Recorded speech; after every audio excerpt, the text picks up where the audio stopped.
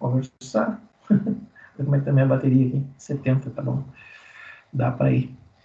Às vezes o meu computador tá ligado aqui o cabo, ó, e às vezes ele resolve que ele não vai. Ele tá toda hora cuidando do cabinho dele. Desligado funciona que é uma beleza. Ligado, ele às vezes resolve que não vai carregar. Ué, vamos lá então. A gente deu uma segunda aula de renal, nossa, desse semestre. Apareceu esse slide aqui, que para mim está meio mal colocado, mas fala que tem função tubular, né? As funções, pelo menos. Temos o tubo proximal, o tubo intermédio, que também é chamado de alça de Henle, e o tubo distal, né? Depois a gente tem um segmento de conexão, o ducto coletor, que é mesmo, que é um ecoducto coletor. Esse segmento se confunde, é a mesma coisa, tá? O tubo proximal, né? Então ele tem uma parte contorcida. E aqui, esse slide aqui é bem isso, está fora do lugar e eu tenho que ajeitar ele. Aí tem segmento reto. Tá? O tubo intermediário, alça fina descendente e alça fina descendente. O tubo de gestão, segmento reto e segmento contorcido. Tá? Eu vou trazer uma imagem para a gente ver aqui. O que acontece? Deixa eu ver se tem uma imagem mais bonitinha. Daqui, tá? Peguei essa imagem só porque está maior. O que acontece? O tubo contorcido proximal, tá? Tá chato isso, assim, ó, porque tem muito livro, como eu disse antes para vocês, tem uma nomenclatura e tem outro livro que tem outra nomenclatura. Então fica chato. E eu me sinto na obrigação de falar as duas coisas, sabe? Porque vocês podem pegar um livro e ler uma coisa, depois pega outro livro e ler diferente. Então, tá, nós estamos num período faltou o termo. Período de transição de linguagens nesses termos aí. O que acontece? Desde que eu fiz veterinária, até coisa de uns anos para cá, uns 5, 6 anos para cá, isso aqui era tubo contorcido proximal, isso aqui era alça de Henle, tá? Até aqui, então, até a mesma altura, ó, então, alça de Henle, tá? E a partir daqui, tubo contorcido distal. Aí, uns 5, 6 anos para cá, começou autores a mudar o nome disso. E hoje está no período de transição, que a gente tem livro velho, tem livro novo, tem literaturas diferentes, e aí acaba tocando o horror. Isso aqui que você referenciou nesse slide está diferente do que eu falei agora aqui. Eu falei tubo contorcido proximal, alça de Henle e tubo contorcido distal. Tá? Até aqui está didaticamente aberto, né? Mas a gente sabe que esse tubo contorcido distal passa lá pelo glomérulo. Tá? Aqui é só abrir com ele para ficar mais fácil de enxergar. Tá? Hoje a nomenclatura é a seguinte: túbulo proximal. Tá? Isso aqui é túbulo proximal. Certo?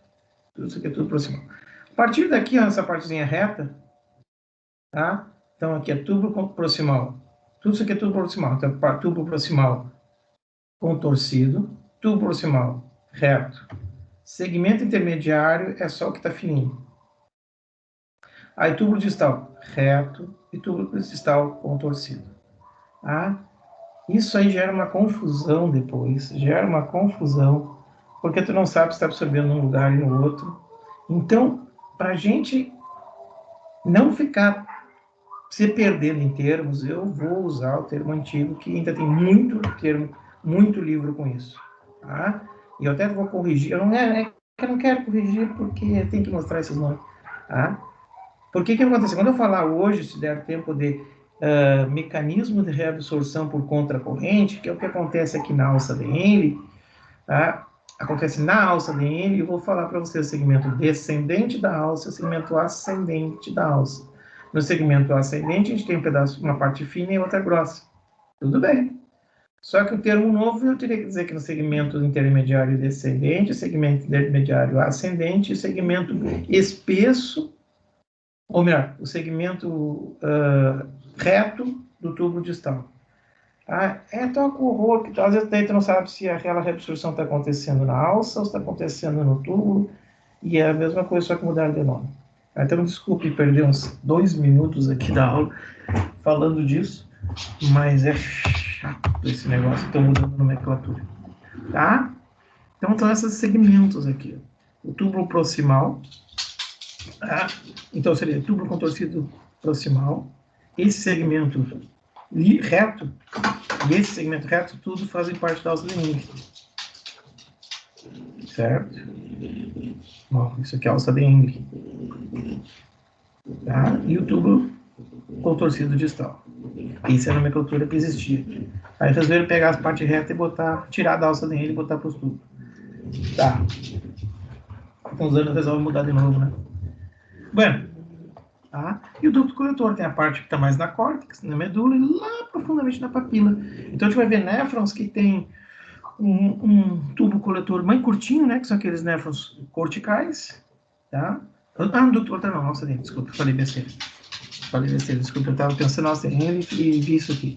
Ducto coletor é isso aí mesmo, tá, gente? Ele vai lá pegar os néfrons corticais, os néfrons medulares, então por isso que ele começa na córtex, passa pela medula e depois desemboca na papila renal, que vai lá no hilo renal para dentro do ureter. Tá? Então tá aqui, ó. Né? Então nós temos um néfron cortical, néfron justamedular, certo? Então o ducto coletor lá pega o néfron cortical, depois pega o néfron medular e lá embaixo na papila, já papilar lá, desemboca na papila renal e daí vem para o ureter, tá?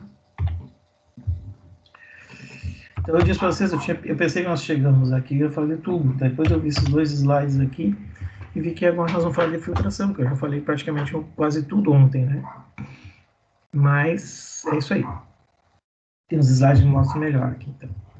E tem uma parte que é muito importante que eu tenho que falar aqui para vocês. Tá? Então vamos falar de formação de urina. Como é que é essa urina, como é que a gente forma a urina, né? A urina, ela é formada, né, pelaquela parte filtrada do sangue, tá? A parte filtrada do sangue, mais a parte que os túbulos jogam para dentro desse filtrado, então seria a parte secretada, né? Então, quer dizer, a parte do sangue filtrada, tem um slide, dá para mostrar melhor. Então, filtração, né? Mais, então aqui embaixo é a excreção e a urina, né? A urina que vai sair aqui, que é a excreta, a urina, ela é formada pela filtração, adicionada do que os túbulos jogam para dentro dessa urina, então a secreção, e retirado dela, né, o que eu ainda quero, ou seja, tem uma reabsorção. Então seria eu dizer que urina, eu poderia dizer, né, que isso aí, ó, né, filtração mais secreção menos reabsorção. Né? Ih, que secreção é um W. Tá? Eu podia dizer isso aqui para vocês. Que a urina nada mais é que a filtração mais o que é secretado para dentro do tubo e menos o que é reabsorvido. É isso aí. Tá? É o que está falando aqui, né? A quantidade de composição eliminada depende da quantidade de composição da urina eliminada, né? É consequência disso aqui. Vai depender do que nós vamos querer tirar e manter, conservar ou eliminar. Tá?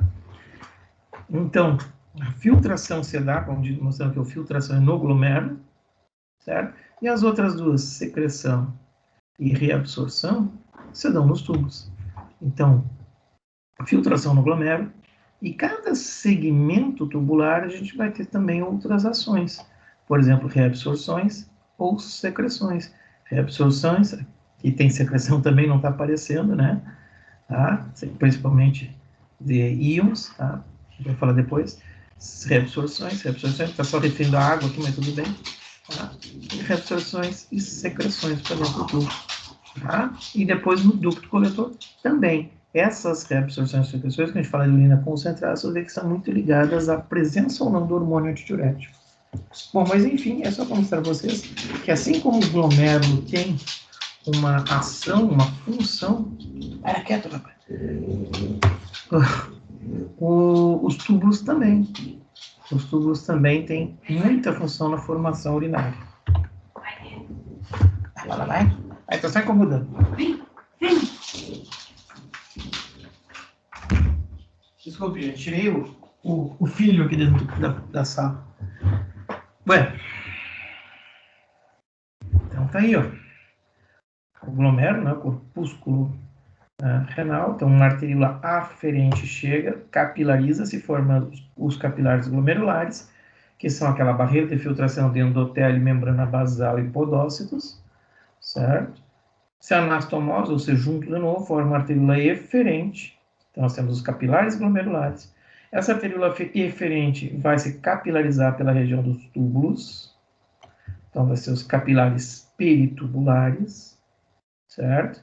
Só que naqueles néfrons que têm alça Lane bem longa, né, eles se prolongam também pela alça Lane, e eles têm os capilares peritubulares e os capilares chamados vasa reta, que são naqueles tubos retos, naqueles tubos que descem retinho, que são o segmento intermediário, também chamado alça Lane. Tá? E nesses capilares peritubulares, ou também na vasa reta, a gente vai ter reabsorção daquilo que quer, por exemplo, glicose, tá? E secreção do que não quer. Por exemplo, creatinina, por exemplo, resto de bactéria, né? Restos de metabólitos de medicamentos que foram muito grandes e não conseguiram ser filtrados aqui, por exemplo. Tá? E o final aqui é o pipi, é a excreta, né? É a excreção, é a urina.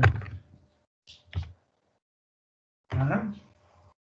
Então, ainda falando de formação urinária, nem tudo que é filtrado, já deu para perceber, forma urina. Tanto que a gente falou lá ontem que 180 litros de filtrado glomerular é produzido. E a gente só urina 2 ml, 2 litros por dia, no máximo. Lógico, começa a tomar água, chá, cerveja, fazer muito mais, né? Então, filtração, né? O que é filtrado? O que passa livremente? Ó, passa água, né? Alguns nutrientes e resíduos são filtrados nos capilares, né? E tudo isso vai para dentro da cápsula de Bowman. Tá? Da cápsula de Bowman tem esse volume, a gente chama de filtrado glomerular. No túbulo, nos tubos, qualquer um deles, nós vamos ter reabsorção. Tá? Esse túbulo proximal, a gente vai ver depois, a gente vai cada segmento ver o que acontece, mas já adianto para vocês que a maior quantidade de água é puxada já aqui mesmo, certo? Depois o resto faz também.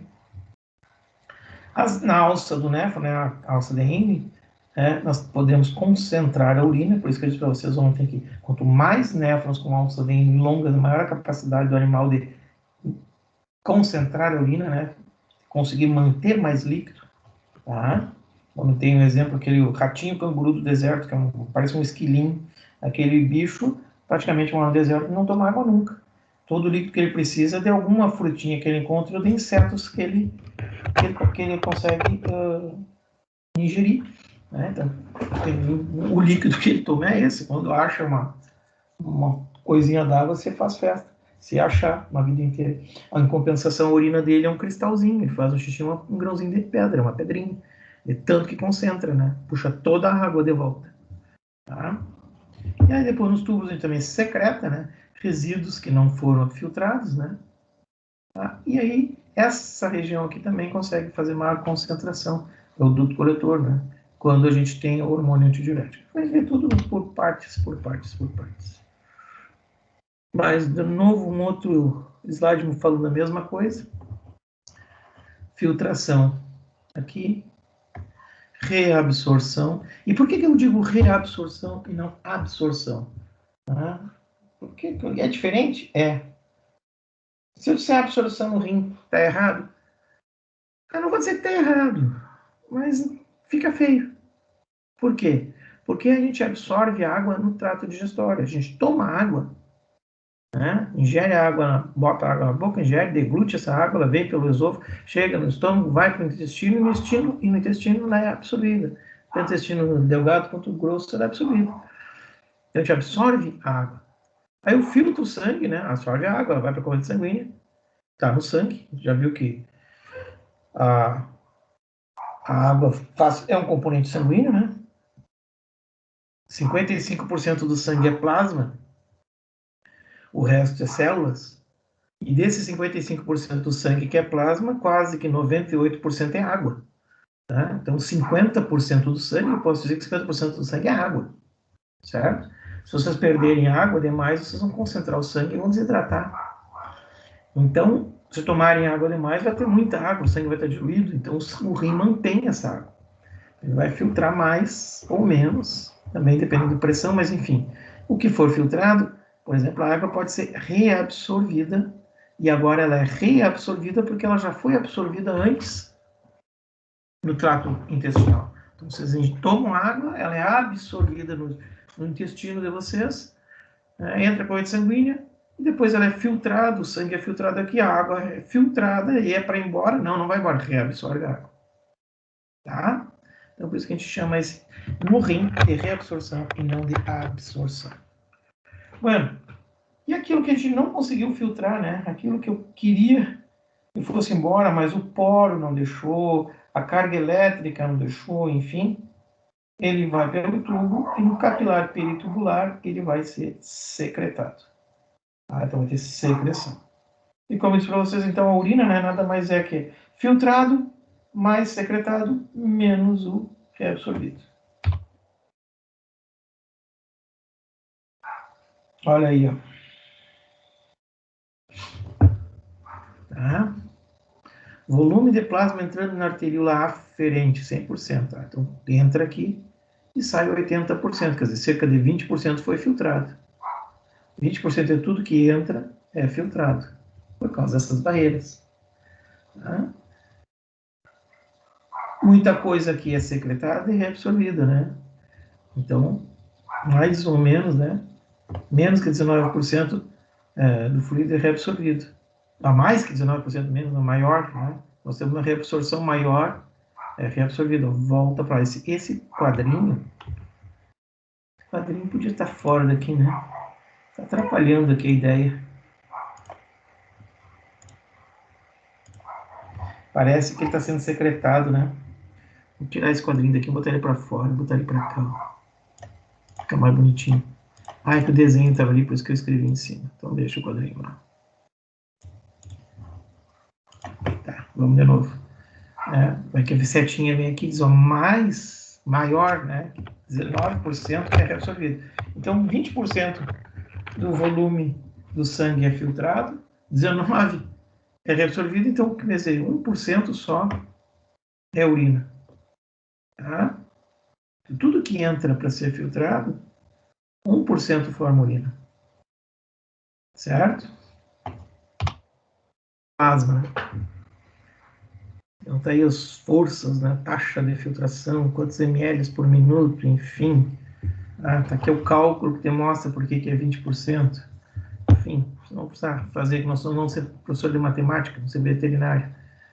Então, tá a taxa de filtração, quantidade que é filtrada, então faz a conta e vai ver que é os 20% mesmo. Dentro de 625, 125 sai, faz uma regra em D3, vai ver que 20% é o que foi filtrado. Tá? Em ml. Já só para apresentar, né? Então nós temos a rede de capilares peritubulares e os vasos retos, ou vasa reta, né? Os capilares peritubulares. E naqueles néfrons que tem a alça DN mais longa, existe vasa reta. Aqueles corticais que a alça DN curtinha, não tem vasa reta, tá? Então tem muito mais vasos aqui para fazer reabsorção naqueles que têm alças longas. Por isso que aqueles que têm alças longas, chamados néfrons justamedulares, esses conseguem reabsorver mais água e conservar mais líquido. A mesma coisa, então, o que eu acabei de falar, né? Néfron cortical, néfron justamedular, ó, muito mais rede de as vasas retas que está aparecendo, mas é o peritubular, só em volta dos tubos, tá? Ó, lá está o peritubular. Ele tem mais capilares para puxar água para volta. Isso aqui são as pressões, né? Assim como no sistema respiratório, eu falei para vocês que o ar vai de onde tem maior pressão para onde tem menor pressão, e quase todas as trocas do nosso organismo são por diferença de pressão, por diferença de concentração, ou seja, onde tem mais para onde tem menos, né? Em média, gente, a pressão que chega no rim é, em média, cerca da metade da pressão cardíaca, tá? Então, se vocês estão aí com 120, né, de ejeção, deve estar chegando lá para vocês em torno de 55, 60 Hg, né, milímetros de Hg de pressão no rim. Em média, um pouquinho menos, talvez, da pressão cardíaca. Tá? E aqui está 55. Volto a dizer, vocês vão encontrar algum livro que está dizendo que 60. De repente, lá para frente tem um slide mostrando 60. Mas é que é uma média da pressão cardíaca, que pela distância e ramificações dos vasos, até, do sair do coração até chegar no rim, vai chegar lá a metade da pressão, mais ou menos. Certo? E aí, então, tá aí, ó. Nós temos uma pressão de saída que força, né, a pressão hidrostática, aquela pressão que força o líquido a sair do dentro do vaso, né? Aqui no caso de 55, poderia ser 60, mas 55, tá? E uma pressão, então é uma pressão que faz o efluxo, que força a saída. E existe pressão de influxo, que força para voltar. Né? Aí a gente tem que lembrar, semana passada, que eu falei de edema para vocês. E aí a gente falou, né, que lá nos capilares, quando enche a perna, quando tem um edema, quando tem hipertensão, enfim, lembrar dos vasos linfáticos, né? Eu falei para vocês daquelas crianças desnutridas, do cachorrinho com ascite. Então a gente tem que lembrar que a proteína plasmática, e eu falei para vocês que a proteína plasmática, ou seja, as proteínas, de maneira geral, elas puxam água para si. A gente falou, né, cara, derruba o celular dentro de um pote com água, o que faz? Bota num pote com arroz, que o arroz puxa o amido, né, primeiro seca bem, né, puxa o amido, o amido puxa água para si. Da mesma forma, o sal puxa água para si, o saleiro num dia úmido está todo empapado. E da mesma forma, as proteínas puxam água para si. Por isso que crianças desnutridas que não têm proteína no sangue circulando, porque são desnutridas, quando o líquido sai, não consegue puxar de volta para o vaso, e acumula líquido fora do vaso. Certo? Por isso que criança com vermes, ou cachorrinho novo com vermes, que tu olha aquela barriguinha, estão tudo barrigudinho, cheio de líquido na cavidade. Por quê? Porque o euminto vai lá, se fixa na mucosa, fica mamando lá, injeta uma substância anticoagulante para poder ficar mamando, e ele está mamando as proteínas. Então, o cachorrinho mama na mãe, o leite, o nutriente, a proteína, come uma carninha, come uma ração, e essa proteína que está circulando para nutrir o tecido está nutrindo o euminto, lá, o vermes, né, como o pessoal diz, velmes. Tá nutrindo ele lá. E o animal que está se alimentando, né, o cão ou o ser humano mesmo, seja uma criança, está perdendo proteína para o parasito bem gordinho e a criança desnutrida. Da mesma forma, o líquido sai para fazer troca em todos os capilares teciduais, não consegue voltar, porque a proteína não tem como puxar, e a mesma coisa acontece aqui. Então, o que acontece? Existem pressões de filtração. Uma pressão de filtração, né, é a pressão hidrostática. As pressões que se opõem a que ocorra essa filtração, uma delas é a própria proteína que está dentro do líquido sanguíneo. A própria proteína dentro do líquido sanguíneo, que pode variar. Se for um desnutrido, não vai ter uma pressão de puxada, né? Agora, se é uma pressão normal, em média, né? Em média, ó, as proteínas exercem uma pressão de 30 miligramas de mercúrio, né? Contra a saída. Então, a pressão hidrostática é uma força que joga líquido para fora. A pressão das proteínas que estão dentro do plasma é uma força que evita que o líquido saia. É uma barreira, ela fica segurando o líquido. Tá? E outra força que faz com que o líquido saia, que não saia, é a seguinte, é a pressão do líquido que está na cápsula de Bowman. Porque se o líquido saiu do capilar, foi filtrado e caiu na cápsula de Bowman, tem líquido na cápsula de Bowman. Então o líquido saiu do capilar glomerular, foi para dentro do interior do glomérulo, que é chamado cápsula de Bowman. Né? Então o líquido, o filtrado glomerular agora está ali dentro. Então ali existe líquido. E se existe líquido, existe uma pressão. E esse líquido está fazendo uma barreira, né? É que nem vocês querem entrar no ônibus para ir para a universidade e tem um ônibus que tem capacidade para 60 pessoas. Tem 55 dentro do ônibus. Está apertado, vai ser difícil de entrar. Então é a mesma coisa. Tem uma barreira que não que vai impedir, mas vai se opor à força de filtração.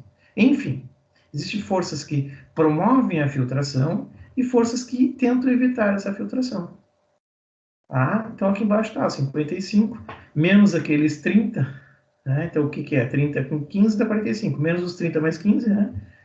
Vai dar mais ou menos uns 10, de 10 a 15, em média 10 a 12 milímetros de Hg como força efetiva para provocar filtração renal, tá? Precisa saber esses valores, professor? Não, eu só quero saber, quero que você saiba que, para que eu estou dizendo isso? Porque vai aparecer, de repente, para vocês um paciente lá com problemas que não está urinando, não está filtrando, a filtração plasmática está muito baixa, né? E tu pensa que é um problema renal, e às vezes não é. Como eu disse agora, pode ser desnutrição, pode ser desidratação, pode ser hipotensão. Qualquer alteração nessas forças aqui vai dar diminuição ou aumento da filtração. Se o cara for hipertenso e tiver lá no coração a 180, 18 por 8, por exemplo, bom, 180, se aqui chega a metade, chega a 90. Então aqui vai estar 90. 90 menos 45 não é 10. 90 menos 45 é 35, quer dizer, vai filtrar muito mais. Por isso que hipertenso, cachorrinho com hipertenso faz mais xixi toda hora, faz xixi, toda hora faz xixi. Certo? Uma outra coisa que a gente tem que lembrar, ó, não falei ainda. Quer dizer, falei, mas não falei tudo, né? Glicose, eu disse para vocês que é livremente filtrada, não é? Eu falei, glicose passa por aqui tranquilo, não existe nenhuma barreira de filtração para a glicose. Ela passa, mas a gente não pode perder glicose. Mas assim como eu falei que a proteína plasmática puxa água para si, o amido puxa água para si, o sal puxa água para si, o açúcar também puxa água para si, e puxa muita água. Tanto que vocês vão ver lá em clínica que vocês fazem tratamento de ferida aberta com açúcar cristal, ou açúcar comum, né? O cristal é melhor porque ele tem grânulos, e aquele grão arranha, incomoda, irrita, que estimula a proliferação tecidual. Então, com essas feridas que a gente chama de cicatrização por segunda intenção, né? Tem uma ferida, o bicho se cortou lá na cerca, levou uma mordida, levou uma facada, sei lá, uma lesão, e não deu tempo, já infectou. Se vocês limparem dele ponto, aquilo não vai fechar, vai abrir de novo, está contaminado. Bactéria é um bicho tão pequenininho, que uma pilha de 1 metro vocês não enxergam. Se elas se empilharem e ficarem 1 metro de altura, tanta bactéria que tem, vocês não vão enxergar, de tão pequena que elas são. Não é verdade? Então ali vocês dizem, limpei bem a ferida e suturei. Vai abrir tudo. Vai rasgar, vai arrebentar todos os pontos. Tá cheio de bactéria ali dentro. Como é que trata? Açúcar cristal. Por que não bota sal? Pode botar sal também. Só que vai arder. O sal arde. Então bota açúcar que não arde. Né? Se você estiver com ferida nas pernas, machucado, arranhão, corte, entra no mar para ver se não arde. Né? Vai tomar banho na praia. Arde tudo. Por quê? O sal arde, queima. O açúcar não arde, não queima. E aí o que acontece? Por que o açúcar e o sal matam as bactérias? Porque ele puxa água. Mata por plasmólise. Puxa a água do interior da bactéria e ela morre. Desidrata ela, mata. Plasmólise, ela morreu, estourou. Certo? E aqui é a mesma coisa. Então tu pensa assim, uma pessoa diabética, um cachorrinho diabético, tem muito mais açúcar circulante que o normal. Porque ele é diabético. Ele não consegue colocar esse açúcar dentro das células dele. Então, a filtração, já existe uma filtração normal aqui de açúcar, porque não existe barreira. Tá, o túbulo proximal, vou falar para vocês, não vai dar hoje, porque eu já vi que hoje eu estou viajando na maionese, já são 6, 4h30 e ainda não falei quase nada ainda. Né? Quase 1 hora aqui, não falei quase nada. Mas o túbulo proximal, ele é responsável pela absorção de praticamente 100% do açúcar, ou da glicose, melhor dizendo, né? De todas as ozes que são filtradas. Tá? Então, o túbulo proximal vai 99,999% das ozes ele vai reabsorver ali. Tudo bem, ele reabsorve essas ozes, mas se forem normais, se o organismo de vocês, a taxa de filtração normal de uma pessoa não diabética seja, vamos lá, vou botar um número para facilitar, 1000, então 1000 glicoses passam aqui, o túbulo proximal reabsorve 1000, ó, que bom. Agora, se vocês são diabéticos, vai filtrar 5000, exacerba, aumenta, passa da capacidade do túbulo filtrar, de reabsorver. Reabsorver, sai daqui, volta para lá. Isso é reabsorver, sai daqui que eu não quero perder, volta para lá. Ele consegue reabsorver 1000. Bom, o excedente vai, urina. E se tem muito açúcar no tubo, muito açúcar na cápsula de Bowman, que vai se acumular, o açúcar puxa a água para si. Então, nós vamos ter mais forças puxando a água para fora. Então, uma pessoa diabética, um cachorrinho diabético, faz bastante pipi toda hora. Toda hora faz xixi. Bastante não, mas normalmente faz pouco xixi muitas vezes. Né?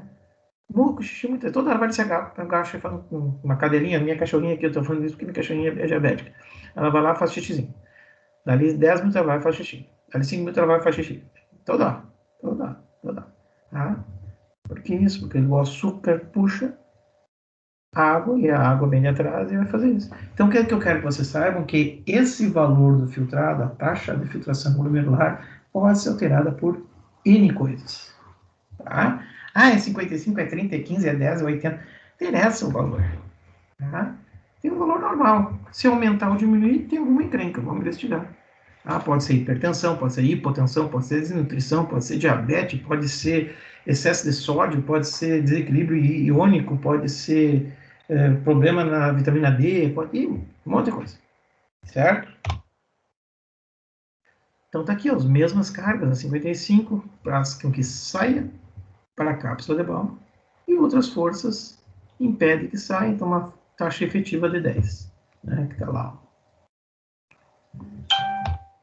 Certo? E agora sim, a parte mais importante da aula de hoje, eu julgo como a parte mais importante da aula de hoje. Eu acho isso aqui muito legal, muito interessante. Tá? Lembra então que eu frisei bastante a arteriola aferente, a arteriola eferente, né? Então tá aqui, ó. Nós temos um glomérulo. Não sei se eu tenho um normal antes, eu não botei. Não botei, tinha que ter posto um normal. Né? Mas tem aula prática, que eu já vou disponibilizar lá. Vou deixar para vocês assistirem, tá? Vou botar no Google, no Moodle, aula prática de renal. Vai falar disso aqui, a gente vai fazer a simulação da filtração. E é bem isso aqui que a gente vai conversar agora. Dá uma olhada lá, bem legal. Na aula prática, a gente vai aumentar e diminuir o diâmetro desses vasos aqui. Então, aquele programinha, quem já viu as aulas práticas, vê que é um programinha, né? E ele faz a vasodilatação ou vasoconstrição desses vasos, e a gente vai ver que vai mudar a taxa de filtrado glomerular. Né? Porque se eu fizer vasoconstrição, vasodilatação desses vasos, eu vou alterar essas pressões aqui. Né? Ó, a pressão hidrostática, que é a que mais força para sair, se eu der um nó aqui no vaso, se eu amarrar o vaso aqui, der um nó aqui, né? O artério aferente está entrando com uma pressão de 55. Se eu der um nó aqui, não vai entrar. Então, vai ter pressão lá dentro? Não tem pressão. Então, vai filtrar? Não vai filtrar. Então, dependendo de vasodilatação, vasoconstrição, nesses dois vasos, eu vou ter coisas diferentes acontecendo aqui dentro. Por exemplo, ó, a vasoconstrição na arteríola aferente. Foi a história que eu falei agora, deu um nó aqui. Se eu diminuir o diâmetro do vaso, se eu diminuir, se eu apertar, entra menos líquido. A pressão aqui dentro fica diminuída porque tem menos líquido no capilar. Se a pressão, né, hidrostática aqui dentro diminui, a taxa de filtração vai diminuir. Nós vamos ter menos, ótimo. Menos é maravilhoso. Deus que me perdoe. Vamos ter menos pressão, menos força, né, para provocar essa filtração, para que o líquido saia do capilar em direção ao glomérulo. Então, vai ter menor taxa de filtração. Consequentemente, muito provavelmente, né, vou ter menor formação de urina. Ah, mas tem os tubos, pode alterar isso também. Pode. Mas se eu pensar só nisso aqui, né, possivelmente, se os tubos não mexerem muito, eu vou ter menos formação de urina. Então, uma vasoconstrição na arteríola aferente diminui a formação de filtrado glomerular. O outro aspecto que pode acontecer é nós fazer uma vasoconstrição na arteríola eferente, na que sai, na efetora. É que eu costumo dizer, vocês estão regando o jardim, ou lavando o pátio, ou lavando o carro, fazendo uma coisa com uma mangueira. Tá? Normalmente a gente bota o dedo na ponta da mangueira para esguichar mais forte, né? Então, digamos que essa mangueira de vocês, que vocês botaram a ponta no dedo, tem um furo lá no meio. Se vocês apertarem a ponta, vai filtrar muito mais naquele furo. E é a mesma coisa que está acontecendo aqui. Se eu fizer um nó na ponta, na saída, se eu amarrar, se eu diminuir o diâmetro, se eu apertar esse diâmetro aqui, vai ficar mais difícil do líquido sair. O líquido está entrando e fica difícil de sair. Está entrando e fica difícil de sair. Está entrando e fica difícil de sair. Ou seja, a pressão aqui dentro aumenta. Se aumenta a pressão, a taxa de filtração aumenta também. Isso aqui é tudo poroso. O líquido vai extravasar mais dos capilares. Então, eu vou ter um aumento da filtração. Vou ter um aumento da taxa de filtrado glomerular. Tá? Ó, aqui embaixo está o que significa as coisinhas, para quem não tinha visto ainda. Então, aumenta a taxa de filtração glomerular. Tá? Consequentemente, possivelmente, nesse caso, a gente vai ter um aumento da pressão. Aqui dentro, nós vamos ter um aumento da formação de urina. Existem medicamentos que atuam justamente nisso aqui. Alguns diuréticos fazem justamente isso. Né? Algum diurético vai lá e faz, ó, aperta aqui. Bom, em 3 minutos, bicho, a pessoa está fazendo xixi em grande volume. Né? Então, num remedinho, daqui 5 minutos faz meio litro de 1 litro de urina. Né? Por quê? Filtra muito mais. E não precisa mexer em quase nada, só aqui. Né? Provoca nessas células uma vasoconstrição. Tá? Então, nós falamos de vasoconstrição. Tá? Falando só em vasoconstrição. Vasoconstrição na arteríola aferente da entrada. Se eu fizer vasoconstrição na arteríola da entrada, entra menos, filtra menos. Vasoconstrição na arteríola da saída, a eferente, né? Se sai menos, fica mais, filtra mais. Certo? Dilatação. Posso fazer também vasodilatação? Posso. Se eu fizer vasodilatação na arteríola que entra, vai entrar muito mais. Entra muito mais que o normal. E a saída continua igual. Se entra muito mais que o normal, tem muito mais pressão no glomérulo. A pressão do líquido que dentro dos capilares glomerulares aumenta. A pressão hidrostática do glomerular, né? Do capilar glomerular, da potência, aumenta. Então, a taxa de filtração também aumenta. Muito mais líquido chegando e o volume da saída é menor. Tranca para sair. Então, se acumula aqui e acaba filtrando mais. Então, vasodilatação na aferente aumenta a taxa. Agora, olha só, falando em aferente, vasoconstrição na aferente diminui a taxa. Ao passo que vasodilatação aumenta a taxa. Então tem que ver bem o que vocês querem fazer numa arteríola ou na outra. Como é que a gente pode modular isso aí? Tem drogas que a gente pode usar para fazer isso numa ou na outra. Fármacos, né? Ainda vasodilatação. Então, vasodilatação na entrada, entra mais. Se entra mais, fica mais líquido e filtra mais. Agora, vasodilatação na saída. A arteríola eferente. Bom, entra e não tem resistência nenhuma. Se não tem resistência, tudo líquido sai. E quase passa direto. Não tem força, empurra ele nas paredes. O líquido vai quase direto. Então, a taxa de filtração diminui. Então, a vasodilatação na saída diminui o filtrado. Agora, a vasoconstrição na saída aumenta o filtrado. Então, quando nós fazíamos prova ainda, presencial, colocava lá quais alterações nas arteríolas aferente e eferente você pode fazer para que aumente a taxa de filtração glomerular. Aí a pessoa só botar vasodilatação. Em quem? Vasodilatação em quem? Eu provocaria uma vasoconstrição. Em quem? Na arteríola aferente ou eferente? Porque dependendo da arteríola, acontece uma coisa ou outra. Totalmente diferente. Tá, gente? Sempre pensem assim, como vai estar a pressão dentro do glomérulo? Se eu apertar a saída, não entra nada. Então, diminui a filtração. Se eu abrir muito a saída... se eu apertar a entrada, desculpa. Se eu apertar a entrada, a eferente, né? Ui, meu Deus, agora deu um nó na cabeça. Se eu apertar a entrada aqui, a aferente trava a língua. Se eu apertar a entrada, ou seja, de vasoconstrição na aferente, não entra quase nada, não filtra nada. Certo? Se eu abrir a entrada, entra muito mais, aumenta a pressão, filtra muito mais. Agora, falando de saída, de efetora, né? Se eu diminuir... Isso aí mais ou menos, vai lavar o carro, tu aperta o dedo, lá sai tudo pelos poros. Que aqui, ó, vou lavar o carro, então apertei e botei o dedo na mangueira aqui, ó.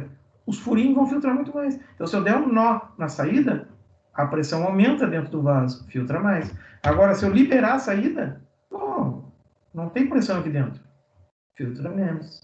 Sempre pensem nisso. Como está a pressão aqui dentro? Tá? O que vocês podem manusear aqui para fazer isso? Tá? Por exemplo, ó, uma dica, uma coisa aqui, ó. Uma pessoa hipertensa, que eu disse para vocês, ou hipertenso, está 180 lá no coração. Então, aqui essa pressão dele aqui está maior, certo? Ele vai filtrar muito mais. O que o organismo... E aí acontece, gente, é outra coisa que... Eu vi como a gente vai falando, lembra, né? O que a gente chama de compensação fisiológica? Pessoas dizem assim, o meu pai foi lá no médico, o médico disse que ele está com problema cardíaco, mas não precisa tomar remédio ainda porque está compensando. O fulano está com problema renal, mas está compensando. O que é compensar? Compensar é quando o organismo de vocês ainda consegue mobilizar alguma coisa para manter manter a normalidade, né? Manter a homeostasia, melhor dizendo, vamos usar esse termo, né? Que é mais bonito. Manter a homeostasia diante de uma patologia. Então, por exemplo, se eu estou lá hipertenso, meu coração está doido, e eu estou agora 200 por 20 por 10, né? 200 de taxa de ejeção. Está chegando para o rim 100.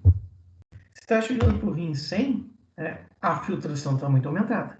O que eu posso fazer nas arteríolas aferente ou eferente para diminuir essa filtração? Se o cara é hipertenso, é uma questão de prova.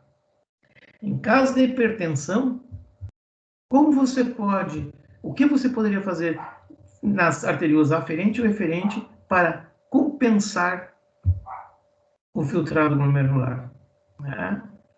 Viu que legal? Aí o cara olha isso aí, meu Deus, o que esse louco está falando? Se está hipertenso, tem muita pressão dentro da cápsula glomerular. Tem muita pressão aqui. E eu quero manter o normal.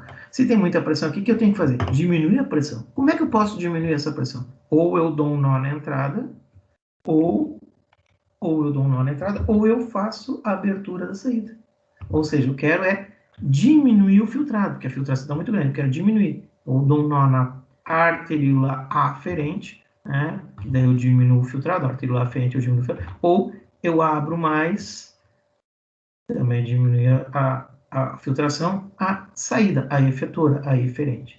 Então eu posso botar lá assim, para manter, né, a normalidade desse indivíduo, podemos tentar fazer uma vasoconstrição na arteríola aferente ou uma vasodilatação na arteríola eferente. Entender? Ou essa, né? Questãozinha bem boa com uma prova.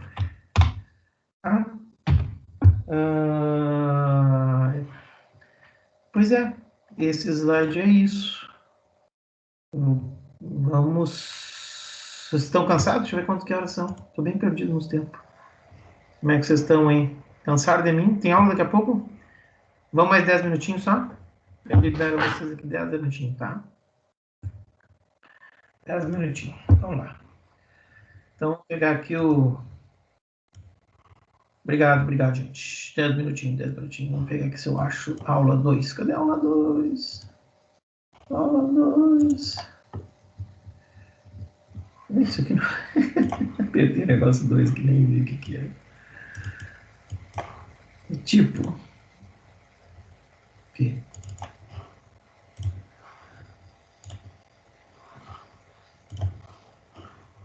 Então, vamos lá. Uns 10 minutinhos só para a gente continuar aqui. Aí, filhinho. Filtração glomerular, revisão. Bom, que eu estava falando ali, né? Então, tá aqui os capilares glomerulares, a barreira de filtração, né? Endotélio, membrana basal, azulzinho, e os podócitos. Endotélio, né? É uma barreira para tudo que for maior que 70 nanômetros. Aqui a membrana basal não deixa passar carga elétrica negativa, e nem o que for maior que 8 nanômetros. Tá? E o podócito serve para nada. Aqui, a função, vamos lá. O que é um aqui? Que é filtração, deixa eu ver se tem, ó, isso, filtração. Então, filtração, menos o quê? Menos o que é? Ó, volta, sai daqui, então ele é reabsorvido, né? E o que não conseguiu ser filtrado, ou por carga, ou por tamanho, tem que ser eliminado aqui. Então, ele é secretado, né? Então, ó, filtração, menos o que é reabsorvido e mais o que é secretado, nos dá a excreta, ou a urina, certo? Bueno, isso aqui é histologia, só para mostrar para vocês, então é histologia, vocês vão ver lá, vocês já não viram, tá? Então, nós temos diferentes epitélios nesses túbulos que nós vamos ver agora, então a gente vai começar a falar de túbulo. Deglomérulo era isso, tá? Então, nós temos diferentes epitélios e dependendo desse diferente tipo de epitélio, lógico que a gente vai ter ações acontecendo diferentemente, né? Então, temos muito mais no túbulo proximal, né? Muito mais microvilosidades, então tem muito mais área de contato que nos outros tubos, tá? Nós temos muito mitocôndrias, não está aparecendo aqui, né? Muitas mitocôndrias, então tem bastante processos ativos acontecendo aqui, não está aparecendo, então nem adianta falar isso. Daqui a pouco vai aparecer. Mas enfim, ó, dependendo, tem um pouquinho de microvírus no distal. Aqui nem tem muita microvilosidade, né? Então nem tem, aqui também nem tem quase nada, ou seja, não tem muita área de contato com o meio, né? Certo? Então, dependendo dessa estrutura, a gente já começa a perceber que isso aqui tem muito mais contato, tem muito mais capacidade de reabsorver que aqui, por exemplo.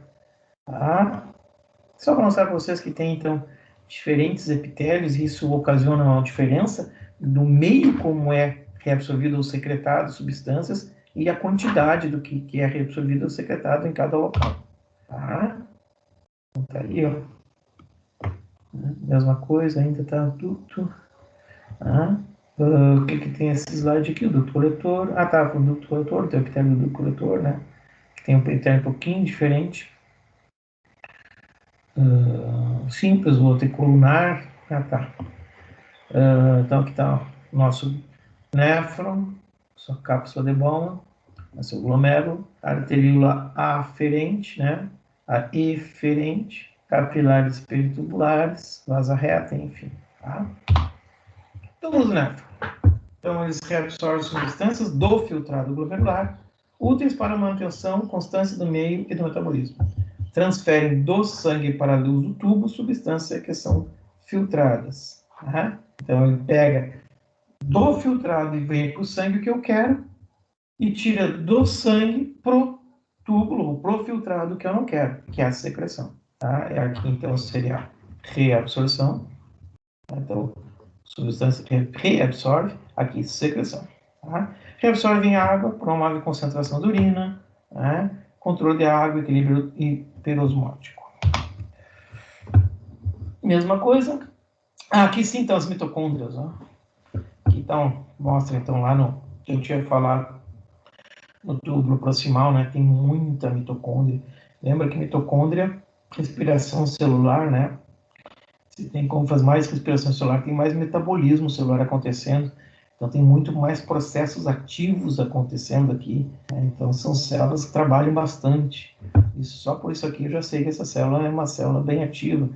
Então tem muito mecanismo ativo. Então posso dizer para vocês que entre esses aqui, ó, quem tem mais mitocôndrias consegue trabalhar mais, consegue fazer mais esse tipo de trabalho. Tá? Então, ou seja, só por essa imagenzinha aqui, a gente consegue ver que o túbulo proximal tem muito mais reabsorção, tem muito mais microvírus com superfície de contato e muito mais processos ativos acontecendo por causa da mitocôndria. O outro tem também, o distal também tem um pouquinho de mitocôndria, não muita, mas tem processos ativos também. E o resto, ó, não tem quase nada, então é processos quase passivos que acontecem nesse sistema. Aqui, então, o que acontece em secreção e absorção é passivo, ou seja, é com um gradiente de concentração. Vai onde tem mais, onde tem menos. Só para essa imagem a gente consegue saber isso. Aí está todo o nosso néfron, os podócitozinhos lá, o endotélio, cheio de coisinha. Transporte ativo, né? Tá ali por causa das mitocôndrias, né? Tá? Mesma coisa, mostrando para vocês o que é reabsorção e o que é secreção. Ah, então, é reabsorção quando sai do tubo para o sangue, então vai conservar no organismo. E secreção, ou seja, quando sai do sangue, eu não quero mais e vai para o tubo. E do tubo vai fazer pipi. Aí é a mesma coisa para mostrar para vocês, né? Então, reabsorção do interior do tubo para o capilar, né? Do interior do tubo para o capilar, tá? E a secreção do capilar para dentro do tubo, certo? Bom, essa reabsorção, né? Ela pode ser por dois caminhos. Pode ser pelo espaço entre uma célula e outra ou através da célula. Entre uma célula e outra, né, o paracelular, né, através da membrana basolateral, então através dessa membrana basolateral, então através de duas membranas basolaterais, de duas células adjacentes, né, a gente chama de transporte paracelular. E quando atravessa por dentro da célula, é um transporte transcelular. É importante isso. Tirando a aula de hoje, eu acho que vocês nunca mais vão ver isso aqui na vida, tá? Então, o transporte paracelular, ó, entre as células e o transporte transcelular. Tá? Tudo isso, seja ele, tá aqui, pode ser aqui também. Ó, aqui também tem o interstício, tá? Aqui tinha o interstício, espaço peritubular, né? Existe um espacinho, né? Ó, intersticial, interstício, espaço. Tá? Por mais grudado que o capilar peritubular esteja no túbulo, ele tem um espacinho, certo? Tudo que é reabsorvido cai no espaço e depois vai para dentro do capilar, certo? Aí quando cai no espaço, que pode ser até reabsorvido por exemplo, transporte ativo, né? Jogou, mas ele pega lá do túbulo, joga para o espaço, né? Joga para entre o espacinho entre capilar e túbulo, né? Por transporte ativo, digamos, por exemplo, pode ser. E quando chegou aqui, vai por difusão, onde tem mais, onde tem menos. Tá aí, ó. Da mesma forma, né? Mesmo slide, reabsorção pode ser. Eu não sei por que esse slide só tá um, tem que botar outro aqui também, pode ser também por base lateral, tá, gente? Tem que botar mais uma imagem. Não consigo pegar. Eu vou botar mais uma seta. Tá? Esse aqui possivelmente eu tenha copiado de algum livro, só tinha uma seta aqui, mas são duas. Da mesma forma como tem reabsorção pela membrana basolateral ou transcelular, secreções também ocorrem pela membrana basolateral ou transcelular. Tá? Faltou a seta aqui. As junçõezinhas, por onde são passas, o que mais tem aqui? Microvírulos, mitocôndrias, deixa eu ver se vai aparecer alguma coisa, não. Então, ó, túbulo proximal, né, aquele primeiro túbulo proximal, o túbulo contorcido proximal, tem muita borda escova, o que nos dá muita superfície de contato, muita microvelocidade, né, muita superfície de contato, muita reabsorção, portanto, facilidade de reabsorção, portanto, e muita mitocôndria, que nos dá muito transporte ativo acontecendo aqui. Microscopia eletrônica, né, do túbulo proximal, certo? Então, o que acontece no tubo proximal? Aqui está o tubo proximal, aqui está o vaso sanguíneo capilar, ó, passando ao lado. Tem um capilarzinho aqui do lado, que tá. E aqui está a lumen do tubo proximal, todos os microvírulos. Tá? O que é setinha para dentro, não? O que é não, é absorvida para. O que é secretado, setinha para dentro do tubo. Secretado, o que é secretado do capilar, que não conseguiu ser filtrado para dentro do tubo. No túbulo proximal, nós temos 60% a 85% de todo que é secretado e reabsorvido no nosso organismo no tubo proximal. Tá? E o que sai do capilar e vai para dentro do túbulo são principalmente prótons, né, ou íons de hidrogênio, algumas bases e ácidos orgânicos. E o que é reabsorvido? Que sai de dentro do túbulo e entra a corrente sanguínea de novo para ser preservado, para ser mantido no organismo, são sódio, normalmente sódio por transporte ativo. Já falei das mitocôndrias, então tem transporte ativo, ou seja, bomba de sódio e potássio, certo? Bomba de sódio e potássio.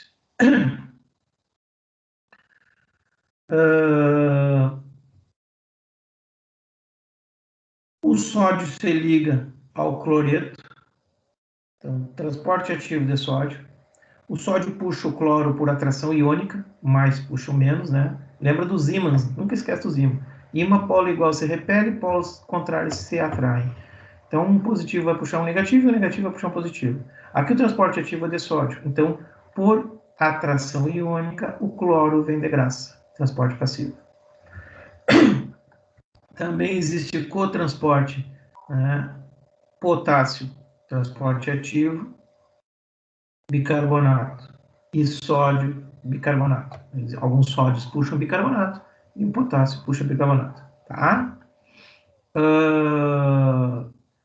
Por que esse potássio tem que ser puxado? Porque a bomba de sódio e potássio puxa o sódio e secreta potássio. Que absorve sódio e secreta potássio. Absorve sódio e secreta potássio. Eu não posso perder potássio, gente. Lembra?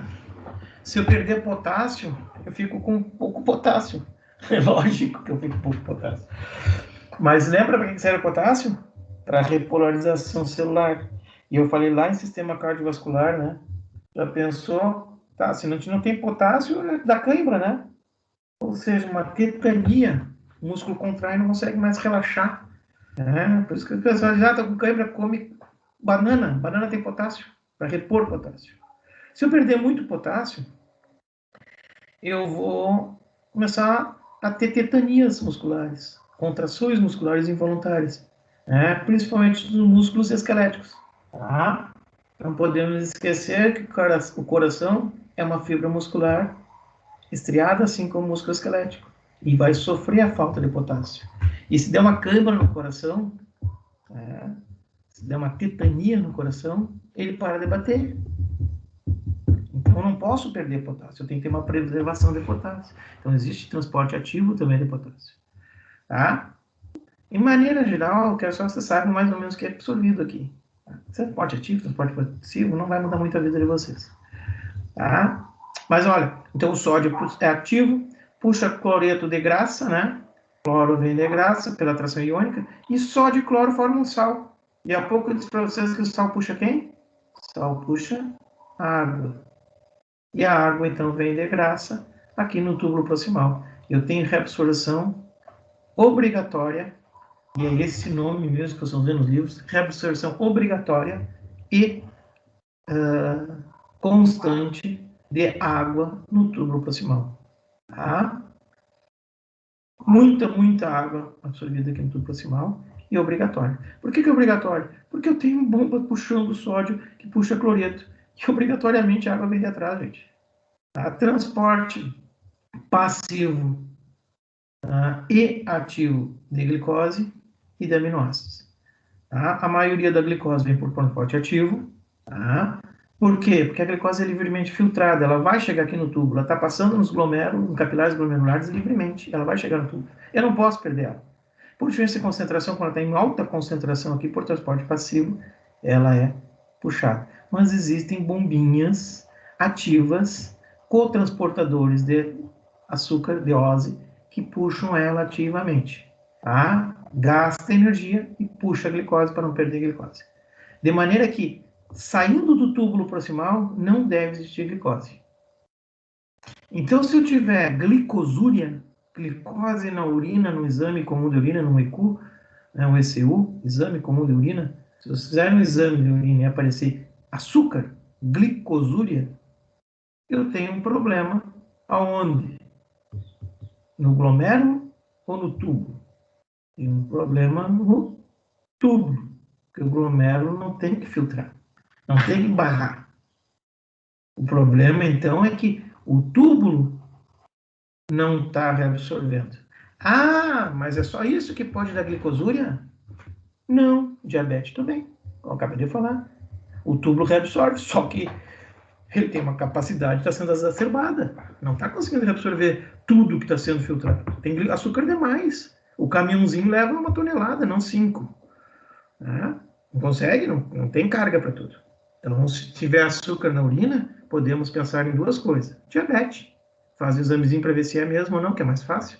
Se não for, é problema renal. Possivelmente não. É quase com certeza no túbulo proximal. Tá? E proteína na urina? Proteinúria. Se eu tiver proteinúria, ó, aminoácidos, né? Lembrando que proteínas são quebradas em aminoácidos, né? Se eu tiver proteína na urina, lá no exame final, lá, saiu no xixi proteína, já tem um problema que pode ser no glomérulo, porque o glomérulo não pode deixar passar proteína, né? Lembra da membrana basal? Proteína não passa, diferente da glicose que passa. Então, o problema é no glomérulo. Mas também pode ser no túbulo, porque o túbulo proximal ele tem que reabsorver 100% da proteína. Tá, mas como que ele tem que reabsorver 100% da proteína se ela não é filtrada? Justamente, ela não é filtrada porque ela não pode ser perdida. Mas se alguma for passar ali, se for perdida, o túbulo está ali para puxar. Então, o túbulo proximal reabsorve 100% da urina e o glomérulo não deixa, né, os capilares glomerulares não deixam ser filtrados. Então, se eu tiver proteinúria, eu tenho um problema tanto no glomérulo quanto no túbulo proximal. Tá? Certo? Então, uma glicosúria é só no túbulo, é uma tubulite ou uma nefrite. Né? E se for uma proteinúria, ela é no glomérulo e no túbulo. Então, uma glomerulonefrite. Certo? Tá? Só para as mitocondriazinhas louquinhas aqui, as redondinhas. Tudo mitocondriazinha. Certo? Tá aí mostrando os transportes ativos e passivos que eu acabei de falar lá. Aqui o sódio com o transporte de glicose, né? Que ela vem passiva também com sódio, tá? Mas tem ativo. Tá? Tem ativo, não está aparecendo ativo da glicose? Não. Não está aparecendo. Tá? Os transportadores de glicose não estão aqui. Então, o sódio, né? A água que vem de graça pela tração iônica, o cloreto, que é traído pelo sódio, o sódio vai para lá e atrai o cloreto. Enfim, certo? A bomba de sódio e potássio fazendo a troca, né? Depois o potássio tem que ser reabsorvido para não ser perdido. Tá? Então tá tudo assim, crenquinhas aí. Tudo que eu falei lá. Aqui não aparecerá a ureia, né? Ó, a ureia que eu tinha falado antes, que foi a que despertou aqui, que às vezes não sai. Não é esse exemplo. Tá? Substância lipossolúveis, ureia, que é absorvida no capilar. Tá? Depois a ureia, lá no ducto coletor, vai sinalizar para a reabsorção de água. Tá? Cloreto, enfim. Ó, água. Então, como é que se diz? Nutrientes, né? 60 a 85% dos nutrientes são reabsorvidos aqui, no tubo proximal. E água, um pouquinho mais, 75 a 85%, né? Por osmose. Que eu disse antes, que é a absorção obrigatória de água. Opa, é a absorção obrigatória de água. Tá? Aqui tem uns canaizinhos de água. Aqui tá a água, o H e o 2O. H, 2O. H, o vermelho, 2O. Então tá aqui a aguinha. Notem que a água é absorvida por túbulos próprios para a água. Por quê? Porque essa aqui é uma dupla camada lipídica. A água não se mistura em gordura, então ela não consegue passar pela dupla camada lipídica da membrana celular. Ela passa por canais próprios. E o canal próprio é chamado de aquaporina. Certo? As aquaporinas foram descobertas há poucos anos atrás. Então, os canais de água são chamados de aquaporinas. Absorção obrigatória de água no tubo proximal. Solutos por difusão passiva ou transporte ativo entra na célula tubular. Então, por exemplo, o sódio, né? Ativo ou passivamente entra. Então, o gradiente de concentração dos solutos puxa a água para dentro. Assim, puxa, daí ele vem, não está aqui o cloreto, mas está aqui. O cloreto entrou lá dentro, não sei como, porque não aparecia aqui fora, mas tudo bem. Então, o sódio é absorvido, ele puxa consigo o sal, e o sal puxa a água. Certo? Então, vai para lá e de lá para dentro do capilar, por diferença de concentração. Então, a gente tem mais, tem menos aqui. Certo? Então, a reabsorção é obrigatória porque a gente puxa muito sódio, muito soluto. E o soluto acaba puxando a água, e essa água vem pelas aquaporinas. São. Ai, tinha umas coisas escritas ali. São os canais de água. O que tinha aqui? Ah, tá ali o cloreto. Eu tinha que apertar para aparecer o cloreto. Não sei o que tem mais. Ah, tá aqui a aquaporina. Tem mais coisa para aparecer? Não. Eu não gosto dessas coisas. Eu gosto que troca o slide e apareça. Né? Fica aparecendo coisinha depois que nem sabe onde é que tá. Então, transporte ativo, né? Tracejado passivo, que o cloreto vem atrás do sódio, forma o sal e puxa a água por si. Tá? Que vem por um canal próprio chamado aquaporina. Tá? E as slides, né? Slide, então por difusão. Ó, então, esse aqui é para transporte passivo, né? Difusão, onde tem mais, tem menos. Tá? O sódio. Tá? Aí tem uma bomba de sódio. Tá? Estamos de sódio e potássio. Né? Com o transportador sódio e potássio, uma bomba de sódio e potássio. E vai acabar puxando o sódio, daí vem o cloreto atrás e a água vem de atrás. Tá? Ali, então, a aquaporina, ó. A água vai vir de atrás, né? Por atrás do sódio, eu falei agora há pouco, então os canais de água, né?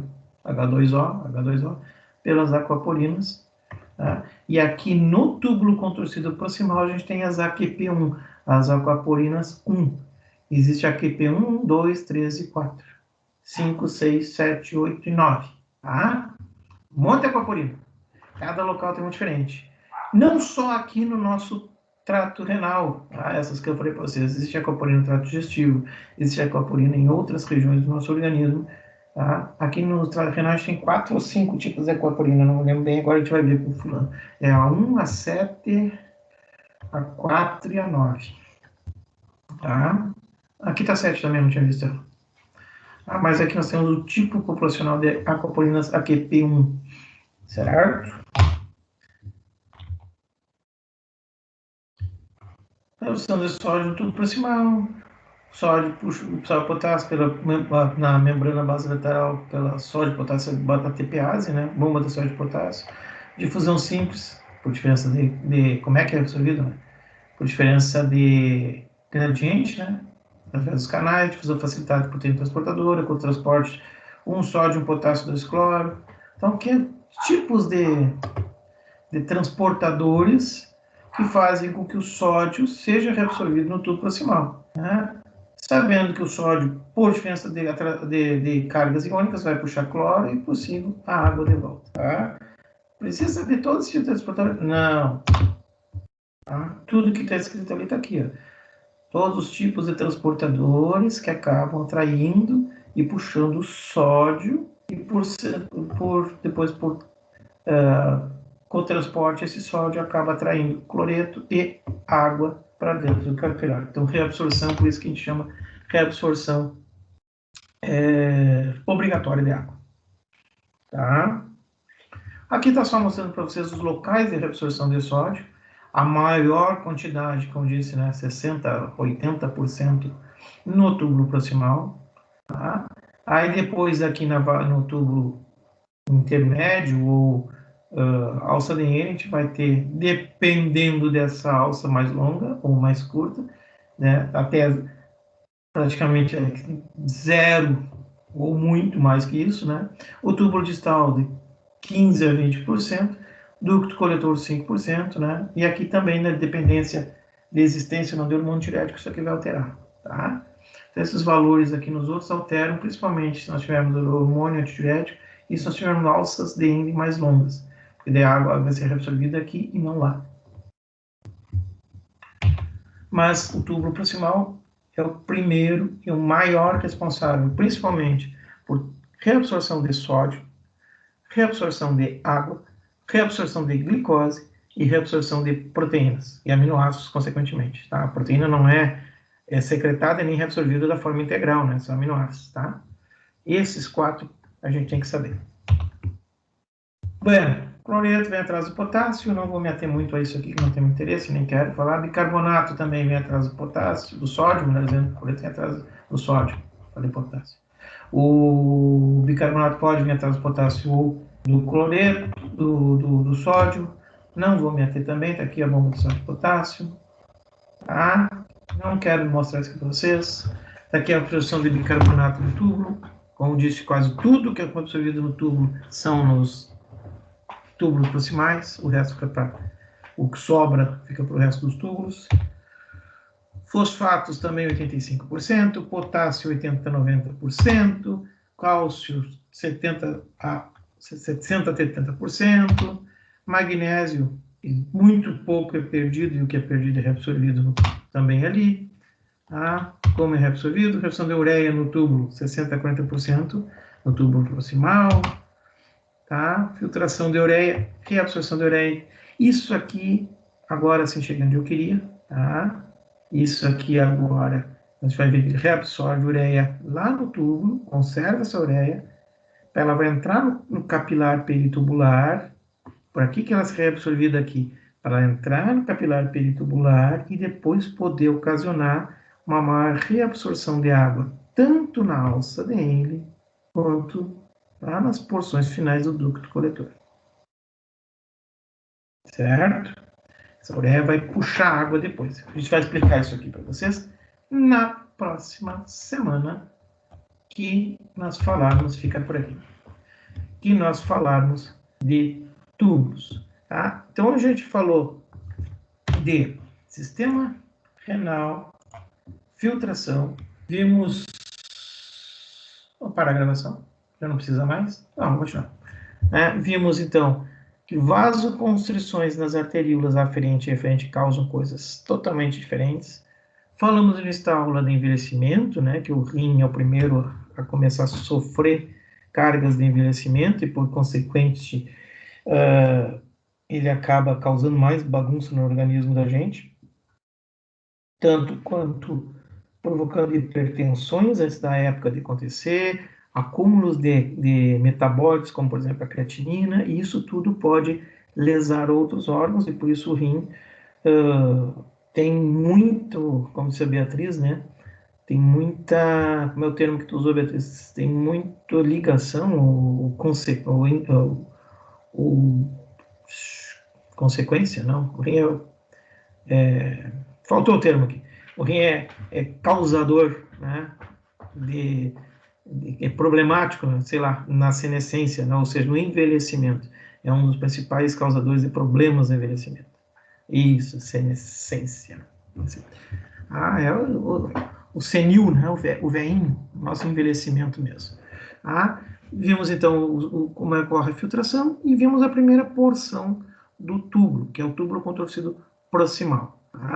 Ele no túbulo contorcido proximal, de quase tudo, maior concentração de tudo que é filtrado, de 60% a 80% de tudo que é filtrado é reabsorvido ali.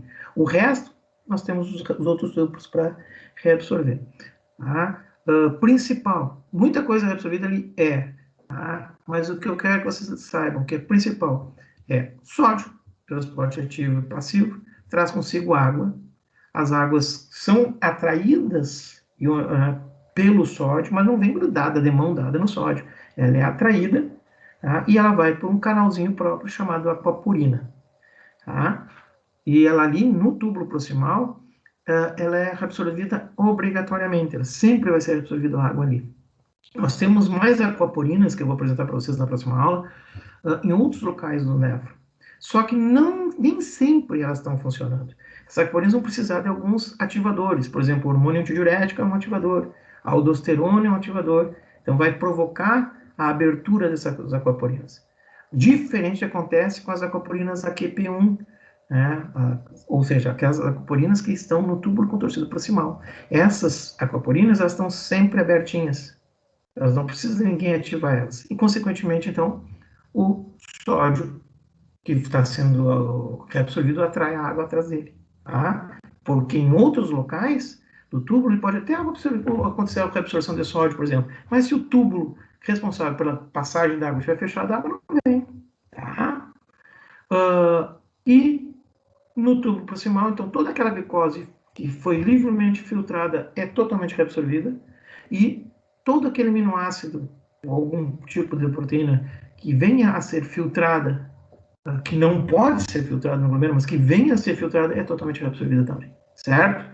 Na aula que vem a gente vai falar de mecanismo contra a corrente de reabsorção renal, tá? E concentração urinária. Creio que vai ser a nossa última aula, próxima quinta-feira. Se não for quinta, é sexta. E aí depois a gente passa a vocês